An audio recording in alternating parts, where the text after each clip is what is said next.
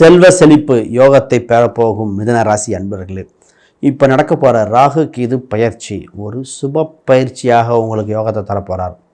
உங்கள் ராசிக்கு திரிகோணத்தில் மற்றும் 3ஆம் இடத்தில் ராகு கேது பயிற்சி அடைய போகுது. இந்த பயிற்சியில் நடக்க போகிற அற்புதங்கள் என்னென்ன? திருமணம், குழந்தை பிறப்பு, செல்வ செழிப்பு, மன மகிழ்ச்சிகள், பொருளாதார ரீதியான வெற்றிகள், உங்களுக்கு இருக்க எக்ஸ்ட்ரா கரிக்குலர் ஆக்டிவிட்டீஸ் அதெல்லாம் எப்படி இம்ப்ரூவ்மெண்ட் ஆகுது, உங்களுக்கு ஏற்படக்கூடிய கௌரவங்கள் என்னென்ன அப்படின்னு எல்லாமே தெளிவாக பார்த்துருவோம்.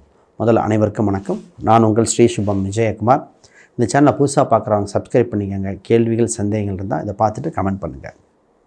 முதல்ல இந்த ராகு கேது பயிற்சி நல்லது கொடுக்குமா கெட்டது கொடுக்குமா அப்படின்னு நிறைய சந்தேகம் வந்துட்டுருக்கும்.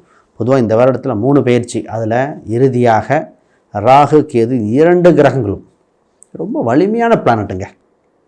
இந்த ராகு கேது பார்த்திங்கன்னா 2ம் நிழல் கிரகங்கள், சூரியன் மற்றும் சந்திரன்லேருந்து பிறக்கக்கூடியது, ஒளிவட்ட பாதையிலிருந்து. இதுக்கு தான் ஒரு கதையே இருக்குமே, கிருஷ்ண பரமாத்மா மோகினி வருமா வந்து வெட்டி.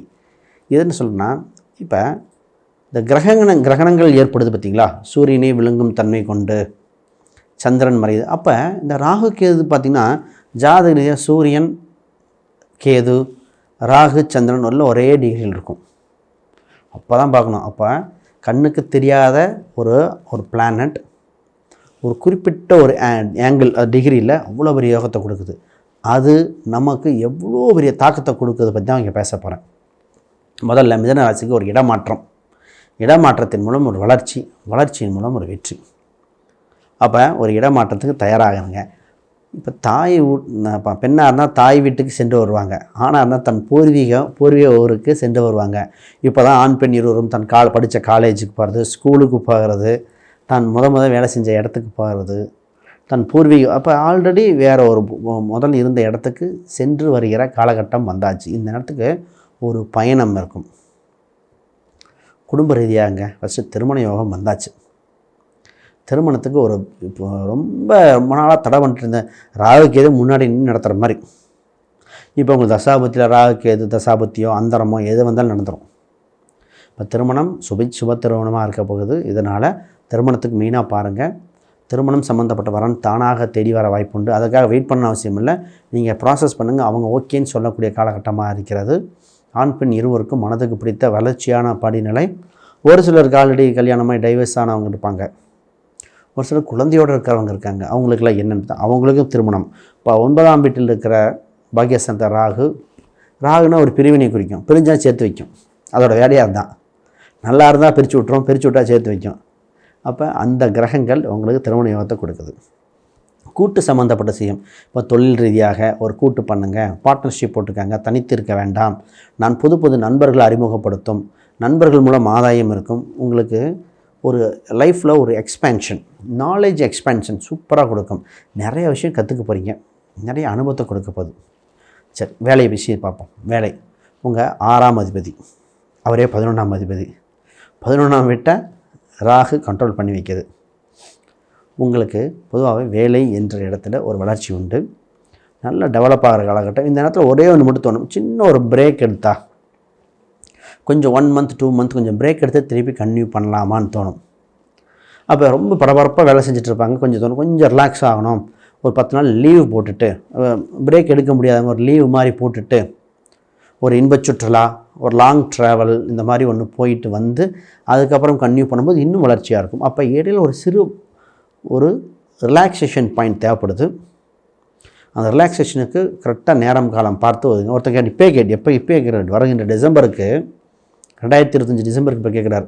அப்போ கொஞ்சம் லீவ் இருக்குது, அது கூட கொஞ்சம் முன்ன பின்ன லீவு போட்டார்னா 2025 வருஷம் வெளிநாட்டில் இருக்கார். 2025 இருக்கிற ஒரு 10 நாள் அந்த லீவும் பயன்படுத்திக்கிட்டு 2026 இருக்க 10 நாள் பார்த்தா பெரிய லீவாக எடுத்துக்கலாங்கிறார். அப்போ இவ்வளோ பிளான் பாருங்கள். அப்போ ஒரு சிறு பிரேக் எடுக்கக்கூடிய காலகட்டமாக இருக்குது. பெரிய ட்ராவல் இருக்குது, ஒரு வளர்ச்சியான சூழ்நிலையாக இருக்கும். அப்போ புதுசாக கற்றுக்கிற யோகம் வந்திருக்குங்க. நிறையா படிக்க வேண்டிய காலகட்டம் இருக்குது. இப்போ மைண்டில் ஓடும், நிறையா படிக்கணும், நிறையா கற்றுக்கணும் அப்படிங்கிற மாதிரி இருக்குது. சரி, குடும்ப ரீதியாக பார்ப்போம். குடும்பத்தில் சுப நிகழ்ச்சிகள் உண்டு, சுப செய்திகள் ஏற்படுகிறது. திருமணம், குழந்தை பிறப்புக்கு சிறு செலவுகள் பண்ண வேண்டிய காலகட்டம். இறுதியில் வளர்ச்சி தான். உங்கள் 2ஆம் அதிபதி சந்திரன் மேலே குரு பார்க்கும்போது புது வளர்ச்சிகள், நகை சேரும் காலகட்டம். இப்போ தான் வீடு வாங்கணும், மைண்டு ஃபுல்லாக வீடு வாங்கணும், இடம் வாங்கணும், மற்றவங்க முன்னாடி வாழ்ந்து காட்டணும் அப்படின்னு ஒரு வைராக்கியம் ஏற்படுகிற சூழ்நிலை வந்திருக்கு. அதுவும் ஒரு நல்ல நிலைமையில் இருக்கிறனால பார்க்கலாம். ரொம்ப நாளாக இந்த கேஸு வம்பு வழக்குகள் இருக்கும், அது ஃபைனலைஸ் ஆகும். இதே இது மிதுன ராசிக்காரங்க ஒரு வயது பார்த்திங்கன்னா ஒரு 25 வச்சுக்கோங்க, இவங்களுக்கு கேஸுன்னு சொல்லக்கூடாது. இவங்க தந்தைக்கு ஏற்பட்ட குடும்பத்தில் ஏற்பட்ட ஒரு கேஸோ வம்பு வழக்கோ தீர்ப்பு உங்கள் பக்கம் ஜாதகமாக வர வாய்ப்பு இருக்குது. மற்ற இன்னும் வலுப்படுத்த ஜாதகம் லக்னம் மற்ற தசாபத்திலாம் பார்த்து இது பண்ணணும். சரி, யாருக்காவது ஜாதகம் பார்க்கணும், பிரசன்னம், வாஸ்து, நியூமராலஜி பார்க்கணும்னா கீழே இருக்கிற எண்களுக்கு தொடர்பு கொள்ளுங்க. உங்கள் கேள்விகள் சந்தேகம்னா கமெண்ட் பண்ணுங்கள்.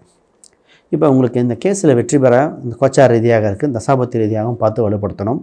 அதை பாருங்கள். இப்போ தொழிலில் நல்ல வளர்ச்சியான காலகட்டம். தர்ம கர்மாதிபதி யோகமாக ஏற்படுகிறது. 9-10 இந்த நேரத்தில் 8ஆம் அதிபதி டச் இருக்கிறனால கோயில் சம்மந்தப்பட்ட ஒரு குறிப்பிட்ட கோயிலுக்கு மட்டும் நிதி கொடுத்தால் அன்னதானம் கொடுக்குற மாதிரி இருக்கும். ஒரு சில கோயிலுக்கு தவிர்க்க வேண்டியது இருக்கும். அப்போ இந்த டூ அண்ட் டோன்ட்ஸ் மாதிரி ஒரு சில கோயில்களுக்கு போகக்கூடிய காலகட்டம் இல்லை. 4ஆம் இடத்த சனி பகவான் பார்க்கறதுனால தாயின் உடல்நிலை கவனம் செலுத்த வேண்டும். அவங்களுக்கு உங்கள் சுகஸ்தானத்தில் பார்த்தீங்கன்னா குறிப்பாக மூச்சு சம்மந்தப்பட்டது, ஏதோ ஒரு அலர்ஜி, ஸ்கின் சம்மந்தப்பட்ட சந்திரன் இது சனி புதனோட வீடு, புதன் சனி சேர்ந்தால் தோல் அரிப்புன்னு அர்த்தம். தோல் அரிப்பு, லங்ஸ் சம்மந்தப்பட்டு இது ரெண்டில் ஏதோ ஒரு தொந்தரவுகள் பொதுவாக வருகிற காலகட்டமாக இருக்குது. அதை கொஞ்சம் கவனம் செலுத்த வேண்டிய சூழ்நிலை உண்டு. குழந்தை வகையில் ஆதாயம். இப்போ தான் அந்த மிதுன ராசி இருக்கிறவங்க நிறைய பேருக்கு குழந்தை இல்லாத குழந்தை வரக்க வாய்ப்புண்டு. ஆல்ரெடி குழந்தை இருந்தால் அது மியூசிக்கு, டான்ஸு நிறையா பப்ளிசிட்டி ஆகிற அளவுக்கு பாப்புலராக வாய்ப்புண்டு. உங்களால் உங்கள் லைஃப் பார்ட்னர் பெனிஃபிட் அடைகிறாங்க. அப்போ கேட்பாங்க, என்னால் என் லைஃப் பார்ட்னர் எங்களுக்கு என்ன? பொதுவாக குடும்பத்தில் யார் ஜெயித்தாலும் குடும்பத்துக்கு தானே வரப்போகுது. உங்கள் ஜாதக ரீதியாக உங்களோட கூட்டாளி, கணவன்னா மனைவி, மனைவினா கணவன், அவங்க லைஃப் பார்ட்னர், அவங்களுக்கு ஒரு யோகம், உங்கள் மூலம் யோகம் இருக்குது. அவங்க திரைத்துறை சம்மந்தப்பட்டதாக இருந்தாலும், மீடியா, டிவியில் வர்றது, ஒரு பப்ளிசிட்டி ஆகிறது, ஒரு வேலைக்கு போனாலும் அவங்க நோட்டீஸ் பேர் அவங்க போட்டு ஒரு அவார்டு விருதுகள் வாங்கும் சூழ்நிலை வந்திருக்கிறது. ஆக மொத்தம் இது வளர்ச்சியாக சூழ்நிலை. ஹெல்த் வைஸ் பார்க்கும்போது இந்த ப்ரெஷர் சம்மந்தப்பட்டது, ஸ்கின் அலர்ஜி மாதிரி ஒரு சிலருக்கு ஹார்ட் சம்மந்தப்பட்டது இதெல்லாம் வந்துடுது.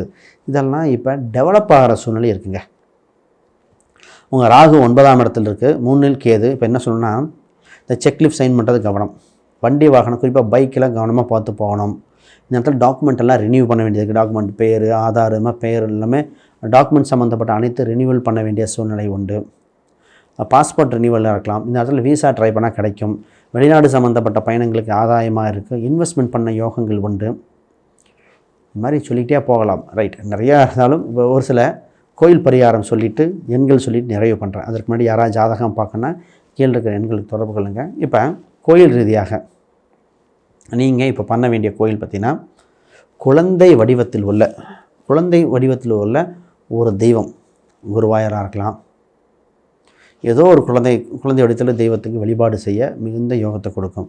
இந்த நேரத்தில் இங்கே விநாயகரில் சக்தி விநாயகர் பேர் சக்தி விநாயகராக இருக்கலாம், அப்படி இல்லை சித்தி விநாயகராக இருக்கலாம். இந்த விநாயகரில் திருநாகேஸ்வரம் மட்டும் போயிட்டு வரணும். திருநாகேஸ்வரம், நரசிம்மர் இந்த 2 வழிபாடு பண்ண எதிரிகள் தொந்தரவுகள் விலகியே தீரும். வளர்ச்சி உங்களுக்கு காத்திருக்கு. யோகமாக உங்களுக்கு 5, 6, 8 இது வளர்ச்சியை குடிக்கிறது. குறிப்பாக 4ஆம் நம்பர் உங்கள் பாக்கியஸ்தானத்திலிருந்து 4ஆம் நம்பர் உங்களுக்கு கொடுக்க காத்திருக்கு. இதை செயல்பட்டு இன்னும் வளர்ச்சி அடையணும். சரி, வேறு கேள்விகள் சந்தேகம் கீழே கமெண்ட் பண்ணுங்கள். அனைவருக்கும் வணக்கம், வாழ்த்துக்கள்.